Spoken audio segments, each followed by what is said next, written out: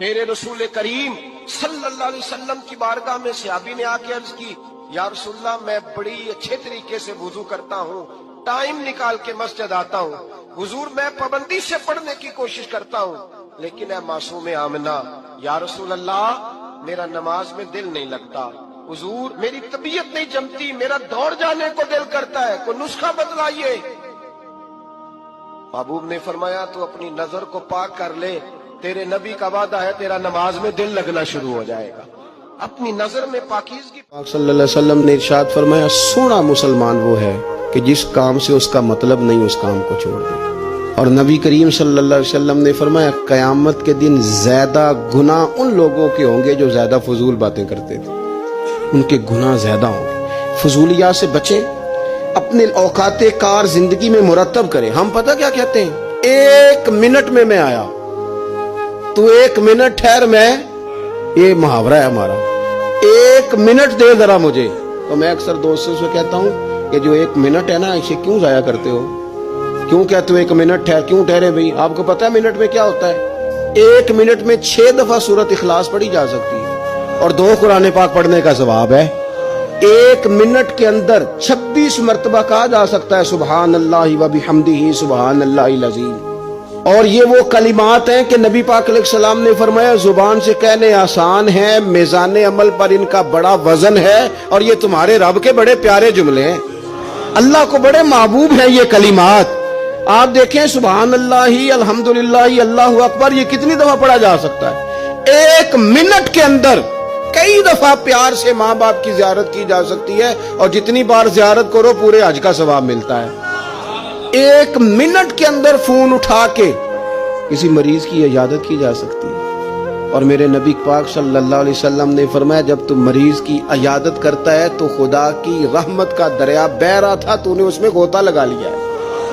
ایک منٹ کے اندر تو کمال ہو جاتا ہے، لیکن شرط یہ ہے کہ اس منٹ کو ضائع نہیں کرنا۔ اس منٹ میں علیہ السلام نے فرمایا، قبر میں رہنے والا مردہ اس طرح ہوتا ہے جس طرح دریا میں ڈوبنے والا کشتی اور سہارے کا انتظار کرتا ہے، قبر میں لیٹا ہوا دعاؤں کا انتظار کرتا ہے۔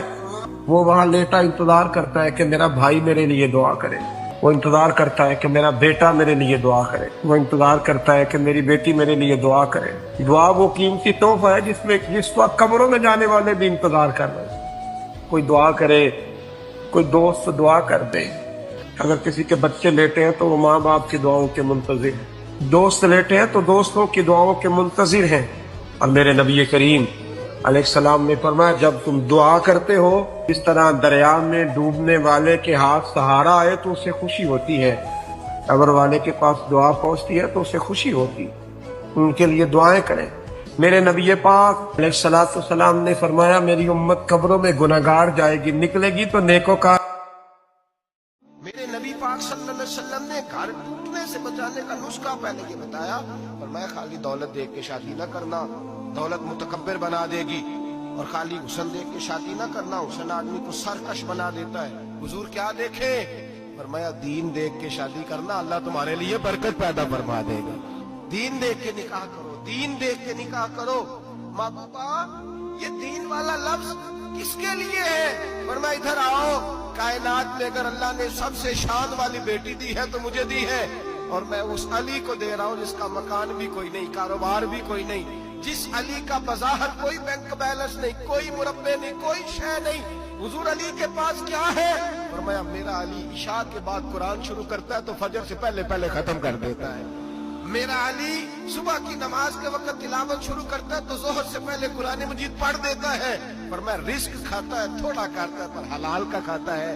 فرمایا پاکیزہ روٹی کھاتا ہے، اور جب میدان میں نکلتا ہے تو برادری کے لیے نہیں نکلتا، جب تلوار لے کے نکلتا ہے تو یہ مکے کے لیے نہیں لڑتا، یہ تلوار لے کے نکلتا ہے تو قومیت کے لیے نہیں لڑتا۔